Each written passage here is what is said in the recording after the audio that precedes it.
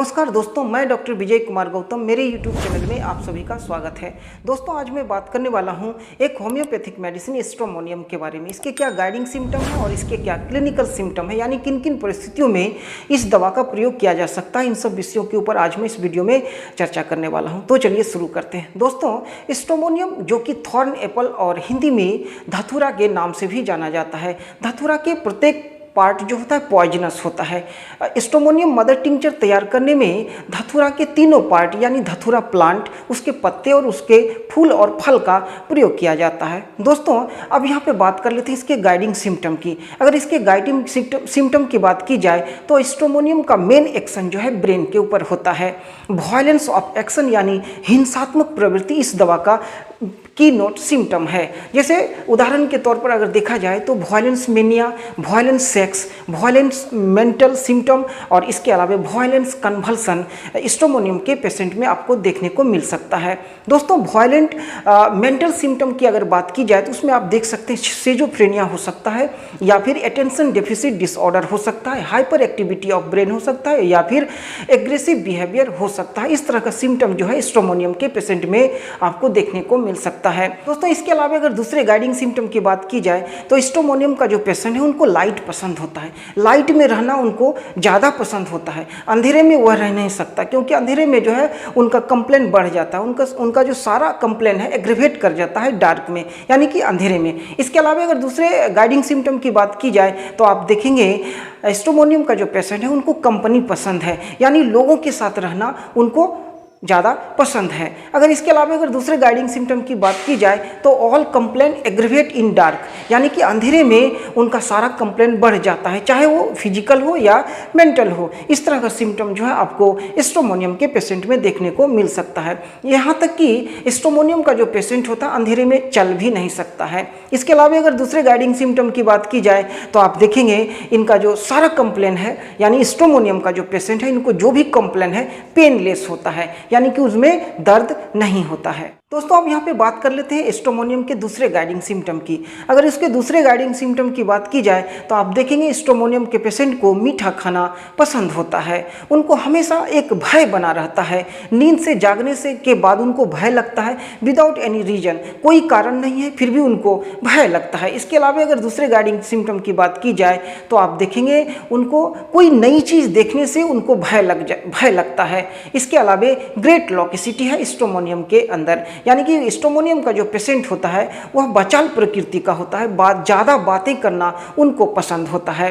Hyper activity of brain, यानी कि यह सिम्टम जो है हाइपर एक्टिविटी ऑफ ब्रेन स्ट्रोमोनियम के पेशेंट में आपको देखने को मिल सकता है। इसके अलावा अगर दूसरे गाइडिंग सिम्टम की बात की जाए तो स्ट्रोमोनियम का जो पेशेंट है उनको बहुत ज़्यादा कॉन्स्टिपेशन होता है और हॉट पेशेंट भी होता है, यानी कि स्ट्रोमोनियम का जो पेशेंट है उनका तासीर गर्म प्रकृति का होता है।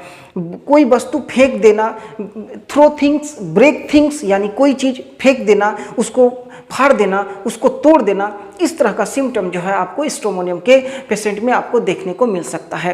रेस्टलेसनेस जो है यह सिम्टम आपको स्ट्रोमोनियम के पेशेंट में देखने को मिल सकता है। एग्रेसिवनेस जो होता है यह भी सिम्टम आपको स्ट्रोमोनियम के पेशेंट में देखने को मिल सकता है। दोस्तों, इसके अलावा अगर दूसरे गाइडिंग सिम्टम की बात की जाए तो आप देखेंगे स्ट्रोमोनियम का जो पेशेंट है उनको प्रोफ्यूज स्वेट होता है, यानी कि बहुत ज़्यादा पर्सपिरेशन होता है, बहुत ज़्यादा उनको पसीना होता है। इसके अलावा अगर दूसरे गाइडिंग सिम्टम की बात की जाए तो आप देखेंगे स्ट्रोमोनियम का जो पेशेंट है उनके अंदर प्रोफ्यूज थर्स्ट है, यानी कि उनको प्यास बहुत ज़्यादा लगता है। डांसिंग डिजायर है स्ट्रोमोनियम के पेशेंट में, डांस करना, नाचना, इस तरह का सिम्टम आपको देखने को मिल सकता है। इसके अलावा अगर दूसरे गाइडिंग सिम्टम की बात की जाए तो आप देखेंगे इनके अंदर लाफिंग डिस्पोजिशन है, यानी कि हंसना, बात बात पे हंसना, बात बात पे हंसते रहना, इस तरह का सिम्टम आपको स्ट्रोमोनियम के पेशेंट में देखने को मिल सकता है। दोस्तों, इसके अलावा अगर दूसरे गाइडिंग सिम्टम की बात की जाए तो आप देखेंगे rapid changing of mental symptom, यह सिम्टम जो है आपको स्ट्रोमोनियम के पेशेंट में देखने को मिल सकता है। यह इसमें आप देख सकते हैं स्ट्रोमोनियम का जो पेशेंट होता है अचानक से हंसने लगता है, अचानक से रोने लगता है, अचानक से चिल्लाने लगता है, अचानक से गाना गाने लगता है, अचानक से किसी को श्राप देने लगता है, अचानक से कभी कविता पाठ करने लगता है। इस तरह का सिम्टम जो है आपको स्ट्रोमोनियम के पेशेंट में देखने को मिल सकता है। दोस्तों इसके अलावा अगर दूसरे गाइडिंग सिम्टम की बात की जाए तो आप देखेंगे स्ट्रोमोनियम का जो पेशेंट है उसमें डिफरेंट डिल्यूजन है और हेलोसिनेशन भी है। यानी कि आप कह सकते हैं यह जो पेशेंट है, स्ट्रोमोनियम का जो पेशेंट है, भूत को देखता है, प्रेत को देखता है, घर में कोई चीज़ पड़ा हुआ है, घर में कोई वस्तु पड़ा हुआ है, इस तरह का जो उनके अंदर है। कोई घर में कोई चीज़ पड़ा हुआ है, घर में कोई वस्तु पड़ा हुआ है, इस तरह की चीज़ें वो देखते रहता है। आत्मा से बातें करना, कई तरह की आवाज़ें सुनना, इस तरह का सिम्टम जो है आपको देखने को मिल सकता है स्ट्रोमोनियम के पेशेंट में। इसके अलावा अगर दूसरे गाइडिंग सिम्टम की बात की जाए तो आप देखेंगे स्ट्रोमोनियम का जो पेशेंट है उनके अंदर सेक्स अर्ज बहुत ज़्यादा है, या फीमेल में और मेल में दोनों में सेक्स अर्ज बहुत ज़्यादा होता है। दोस्तों अब इसके अलावा दूसरे गाइडिंग सिम्टम की बात की जाए तो आप देखेंगे स्ट्रोमोनियम का जो पेशेंट है उनको वर्ड प्रोनाउंसिएशन करने में देरी लगता है। अगर कोई वर्ड प्रोनाउंसिएशन करने में ज़्यादा एफर्ट लगाए तो उनका मुंह टेढ़ा हो जाता है। इसके अलावा अगर दूसरे गाइडिंग सिम्टम की बात की जाए तो आप देखेंगे स्मॉल ऑब्जेक्ट लुक लार्ज, छोटी वस्तु उनको बड़ा दिखता है। इस तरह का सिम्टम आपको स्ट्रोमोनियम के पेशेंट में देखने को मिल सकता है। दोस्तों अब यहाँ पे बात कर लेते हैं कुछ इंपॉर्टेंट क्लिनिकल सिम्टम की। पहला मैं क्लिनिकल सिम्टम ले रहा हूँ मेंटल प्रॉब्लम। मेंटल प्रॉब्लम में स्ट्रोमोनियम का बहुत ज़्यादा प्रयोग किया जाता है, जैसे ASD, ऑटिज्म स्पेक्ट्रम डिसऑर्डर और सिजोफ्रेनिया, इस तरह का जो प्रॉब्लम है इस तरह के केस में स्ट्रोमोनियम का प्रयोग किया जाता है। दोस्तों अगर इसके सिम्टम की बात की जाए तो उग्र और हिंसात्मक प्रवृत्ति इस दवा का की नोट सिम्टम है। स्ट्रोमोनियम का जो पेशेंट होता है मारना पीटना, कपड़े फाड़ देना, कोई वस्तु तोड़ देना, यहाँ तक कि किसी का गले दबा देना, मर्डर करने का प्रयास करना, इस तरह का सिम्टम जो है आपको स्ट्रोमोनियम के पेशेंट में देखने को मिल सकता है। वॉयलेंट बिहेवियर के साथ साथ अगर दूसरे सिम्टम की बात की जाए तो आप देखेंगे रेड फेस, रेड आइज और डायलेटेड प्यूपिल, यह सिम्टम आपको स्ट्रोमोनियम के पेशेंट में देखने को मिल सकता है।